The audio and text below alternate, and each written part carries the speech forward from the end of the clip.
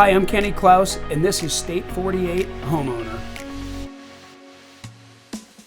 Hey everybody, and welcome to a special episode of State 48 Homeowner Podcast. And today, I got my good friend Paul Stratton from Stratton Inspections. Paul, you know a little bit about the home. Yeah. Yep. You've been in a couple homes.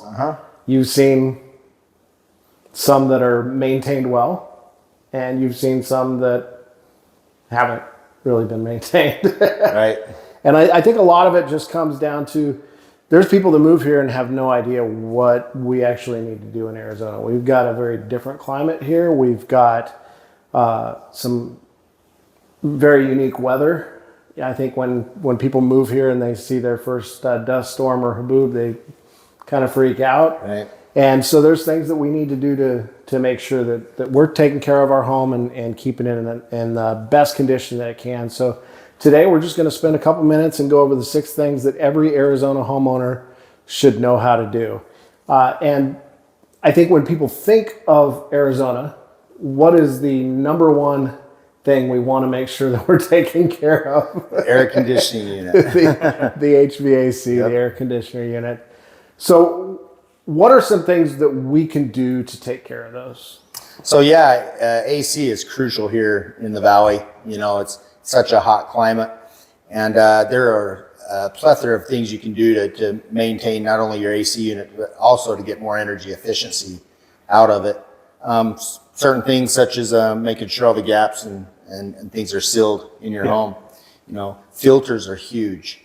There's what's called a MERV rating, and that's a rating that the filter is. It's on a scale between 1 and 12, and it basically determines how much particles can get through that filter. And so you're kind of balancing air quality with energy efficiency when you get a high MERV rating on a filter. So we recommend going kind of middle of the line, because that'll allow that unit to work a lot easier and yet still give you air quality if you're changing that filter once a month. Yeah, and there's a lot of filters out there that'll be, hyperallergenic, or Right. they'll have, scents and stuff like that. With as often as we need to change our filters in Arizona especially during the summer, Yeah. probably don't need all that crazy stuff. Right. I like to go on Amazon, just get a big old box of them. Mine are all the same size. They fit in side by side, and there's another one elsewhere, but they're all 20 by 20 by 1. So I will just get a big old huge box of those, so I'm never running short. Yeah. And You want to be changing them pretty frequently. all the time. And you'd mentioned we have these dust storms here. You know, we don't get a whole lot of rainfall. And so we have a lot of dust particles in the air. So like you said, buy a big bulk of them on Amazon or wherever you prefer, and just keep them handy and change those once a month. You'll get a lot more longevity out of your AC unit. And I've got a dog that I don't know how much yaks shed, Yeah. but I'm pretty sure it's about as much as my dog does. And so there's just dog fur everywhere. So not only do I have dust, but I also have dog fur in the air. And so I make sure at least once a month that I'm changing those things out. Absolutely. So what are some other things? We want to make sure that our insulation is good and all that. We don't want to overwork the machine. Right. Insulation's a huge factor. Can't determine what's in the walls, but in the attic space itself, you should have anywhere between 8 and 12 inches of insulation. You know, even something as simple as closing your blinds during the day to keep that heat out of your home. It'll help that AC unit not work as hard or as much. And Sunscreens, anything that you could do, shade trees, anything you could do to help that AC out. But helps your pocketbook too. Yeah. And we highly recommend at least once a year to have an HV tech out to inspect it, to just check it over. I know I got mine come out. He comes out once a year. We try to make sure it's in the winter or the spring, because he may not be able to get out there right away in the they're summer. so busy. They're swamped. And I don't want it. If there's an issue, I want to be able to deal with it in the winter or spring, not when it's hot.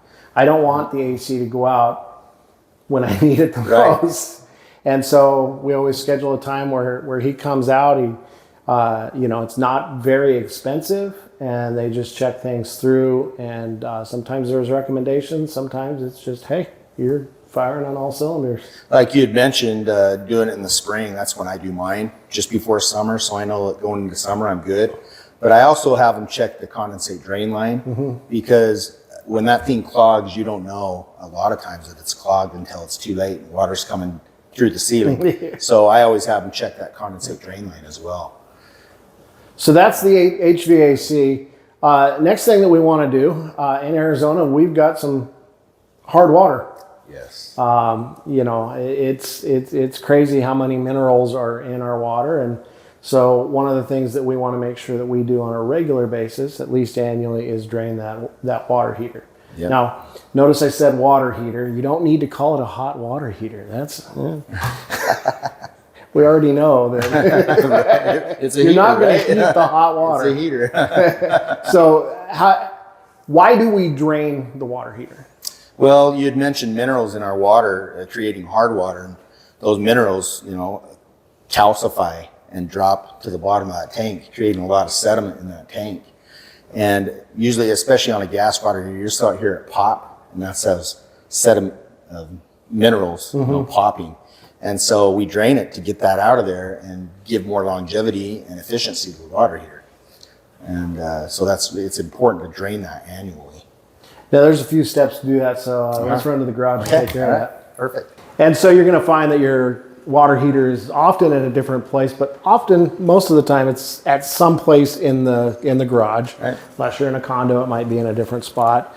But here's the water heater, and the tool that we need to drain it is the drill, correct? No. No. Why don't you show us how to do it? Great idea, though, Scott.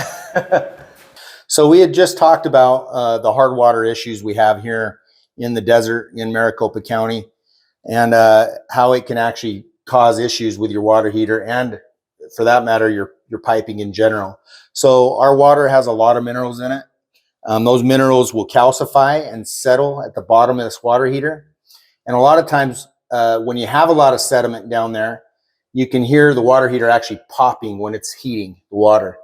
And so that's a good indication that your water heater needs drained and cleaned. Scott had showed us the way not to drain your water heater with a drill. I'm going to show you exactly how to drain your water heater properly and clean it out. So we have a little drain here, this hose bib right here. You can actually hook a hose to this, and you'll want to run it out to the exterior. Okay. Once that hose is hooked onto there, make sure you turn your water off. This is the valve to the water heater right here. That is the supply line that's supplying the water to the water heater. Once that's off, I also recommend you disconnect this pipe that feeds your water heater. What that does is it will actually allow air into the water tank, which pressurizes it, and it'll allow this tank to drain a lot faster. If you don't do that, you're looking at a day or two to drain your tank. And so if you do that, you're looking at a few hours and your tank will be drained. And so once you do that and you have your tank drained, hook your main water line back up, turn your water on and kind of flush the system out, flush the tank out a little bit. And then you can go ahead and close this valve down here, your drain valve, and disconnect your hose. This is a gas water heater. You do not have to turn off the gas when you're doing this. If this was an electric water heater, you would need to turn off the electric breaker. I just switched the breaker off to the water heater. But that draining your water heater and maintaining it is going to get you a lot more life out of your water heater. Water heaters typically last between 10 and 12 years. You could get 14 or 15 years out of your water heater easily if you're just maintaining it properly. This video is brought to you by Klaus Team Real Estate Solutions. The Klaus Team is different. With the Klaus Team, you have someone on your side. Where you live and make memories is important. We have more unique strategies than anyone else to help you accomplish what matters most to you. We can help you with traditional real estate as well as other options such as our lease purchase programs. We can help you buy first then sell, and we can bring you instant offers. We're here to help our neighbors achieve the American dream and help them build wealth through home ownership. For more info or to start your home search, visit us online at klausteam.com. Now, with the haboobs with the windstorms that come through here and just the sun beating down on the roof, we need to make sure that we're checking that annually. Because, we want to make sure that we're checking to see if there's any loose or broken roof tiles, anything that's exposed, anything that's, moved around. There's a lot of neighborhoods where people really like to fly the drones. In my neighborhood, we've got a couple people that'll post in there, hey, I just want to practice my drone. If you want me to, come and take pictures of your roof for you, I'll do it for free. Other people will say, hey, I'll do it for, $20, $50, something like that. And so you don't necessarily have to get the roof contractors out there every year, but just be aware of what's happening on your roof, because what you see is not actually your roof. Right. And so we want to protect what's actually roof. So what is actually the roof? So the roof is basically the lid of your home, and it's what's keeping your home from getting moisture and other things inside of it. So it's the protective layer that protects your home from all the exterior elements. And the most valuable part is that underlayment. That underlayment, exactly. And underlayment is crucial here. If that underlayment gets exposed, and we have what you call here in the valley UV, ultraviolet sun rays, it really destroys that underlayment.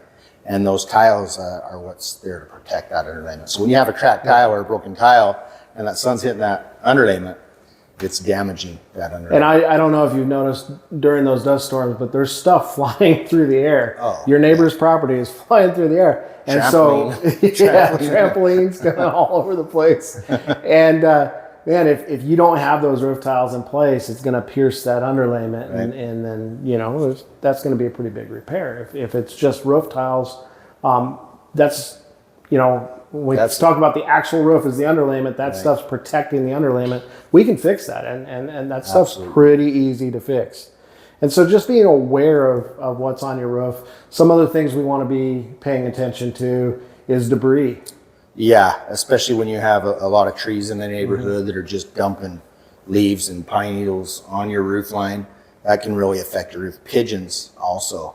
You talk about drones. I've seen pigeons attack these drones while we're inspecting the roof. But yeah, for sure, you get debris and things like that dam the water from running off your roof. It can cause a lot of issues. Yeah, we don't want a lake up there. Now, you guys see a lot of roofs. You guys inspect homes for home buyers. And what percentage of the time do you think there's cracked roof tiles or mortar caps that need to be? I would say, and this isn't exaggerating, probably 98% of the time. And that's any tile roof. Most tile roofs we find cracked or broken tiles. And then how often do you find debris? Debris all the time. Yeah. Whether it's golf balls, tennis balls, or trash itself. So. And so it's, Arizona homeowners, we want to pay attention to that stuff, because if we clear all that stuff off, we make sure that our mortar caps are still intact, that we make sure that our roof tiles are not cracked, not loose, not shifted, and everything else that's up there, the vents are all in where they need to be, and all that kind of stuff. We should be solid. What's really nice about getting your roof inspected is, I know you guys work with a lot of contractors, and they would be the source to go to get one, but there's a lot of companies out there that offer free inspections, and I would talk to State 48 and ask them who they recommend, and have get a hold of them on that. Yeah, and they'll come out, they'll do a check, they know how to peek. So if you get a drone shot, you're just looking at what's up there. Right. They'll actually come up, they'll kind of take a little bit of a peek underneath some tiles that they can peek under and be able to see what the health of that underlayment is. Yeah. And advise and be able to take steps before it becomes a problem. Right. And that underlayment, like we mentioned before, is so crucial. And if you can catch a broken tile sooner than later, then you're really protecting that underlayment, and you're getting the full longevity of your roof out of it. So we want to prevent against fires. And one of the best ways to do that is to check that dryer vent. So why do we need to check our dryer vent? So dryer vents are interesting because you have a lot of lint that is blowing out through that vent. And when those vents clog, that lint can get pushed down, and whether it's getting shoved up against the motor of the dryer or the element, or if it's a gas dryer, the burners. The flames. Flames and lint do not mix. 50% of all house fires start with a dryer, between that and the kitchen. So, yeah. And some of them are easier to check than others. If your dryer is up against the side of the house, you'll actually be able to see your dryer vent if you're just cruising alongside the house. If you're if you have a 1-story and your dryer's on the first floor, then you'll be able to see it pretty low down. If it's on the 2nd story, you'll just be able to look up, and it's just a little thing that pops out. And you should often, if it's a big problem, you really be able to see the lint right where it is. Even if you look up and you don't see lint, you still want to make, do a quick check. How would I clear that debris? So some people use vacuums or blowers. The problem with the blower is you're kind of blowing that lint back down into the dryer area. So you really want to use a vacuum as well, or hire a professional to do it. But kind of like your AC unit, I recommend doing them annually, once a year, just to make sure they're clean and you're not going to have issues later down the road. Yeah. And some homes like mine, my dryer, my laundry room is an interior room. And so the dryer vents to the roof.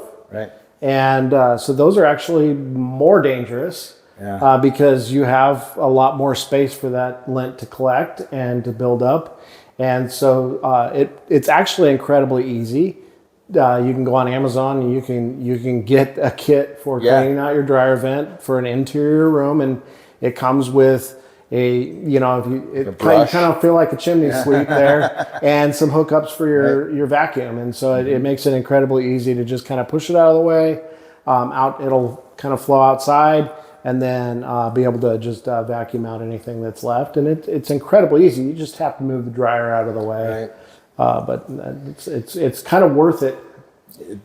Totally. If you're not burn your house down. Yeah, if you're seeing a lot of lint behind your dryer, or you're seeing lint coming out of your roof stack, where it vents out the roof, just get it clean. Make sure you're safe and protected there. Speaking of fire, we want to make sure that we're servicing our smoke alarms. How often should we be doing that? So 9-volt battery on most every smoke alarm. Once a year. Change your batteries once a year. If a battery goes out, you'll hear one chirping. But we recommend you change them every year, the batteries, and then every 5 years change the smoke alarm. Yeah, because it's a chemical reaction that's taking place for them to be able to sense that smoke, and some of that stuff may just deteriorate over time. And if those smoke alarms are dirty, it's harder for them to sense smoke or whatever for them to go off. So you got to clean those smoke alarms as well. Yeah. And so how do we test those? So there's a button on them. It'll just say push here, hold that down, and wait for it to go off. And nowadays they're all interlinked, so you can hear them all go off at the same time. And a great way to remember to change them every year is pick a holiday. Yeah. Pick a holiday. If it's pick Halloween. Yeah. Hey, if I'm putting a candle in a jack-o'-lantern, I need to change out my smoke alarms. Anything that you can do to remember to do that on an annual basis, it will pay off in the end.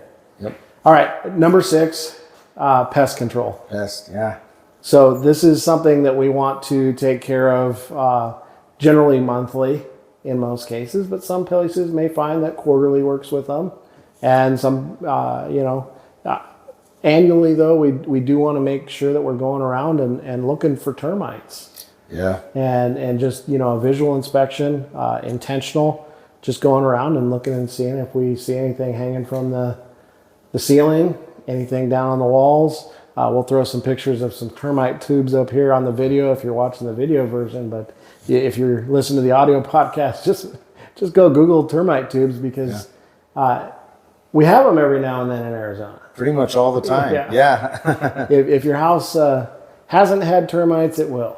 Yep. And it's not that big of a problem if you just get it treated. And the termites here are subterranean termites. It takes them a long time before they do a whole lot of damage, but over time they can damage some stuff. So like you had mentioned, you want to make sure you get those inspected and treated if you do have termites. Yeah, and they not only like wood, but they also like drywall. Love the paper on the back of the drywall. Yeah.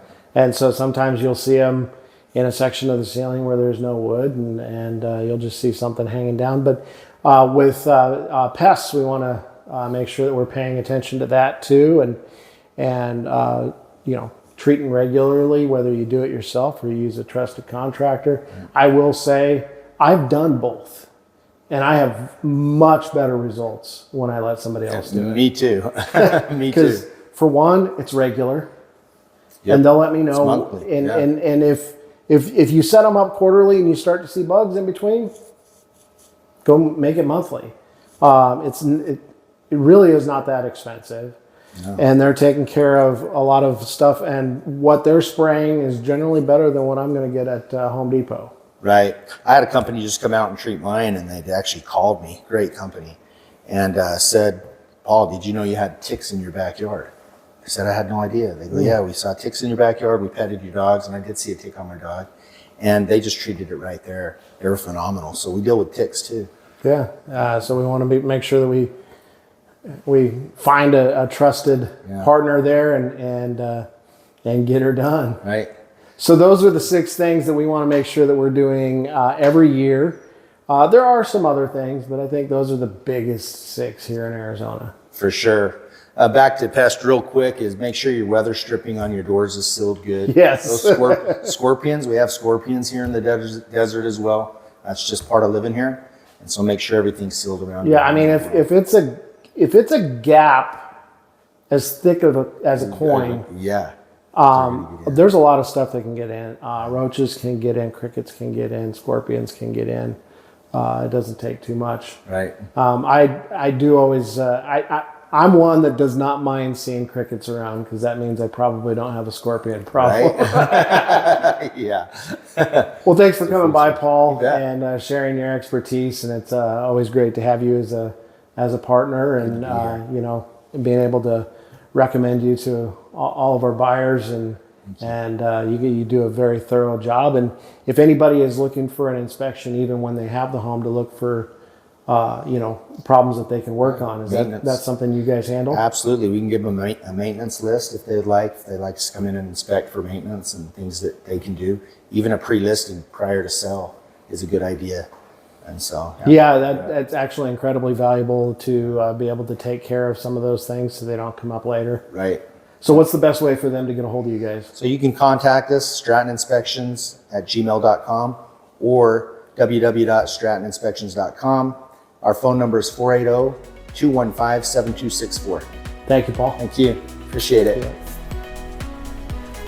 Thanks for spending time with us this week at State 48 Homeowner, the ins and outs of owning an Arizona home. You can connect with us for more information, submit topics you'd like us to discuss further, and you can see relevant videos, give us feedback, answer your real estate questions, and more at state48homeowner.com.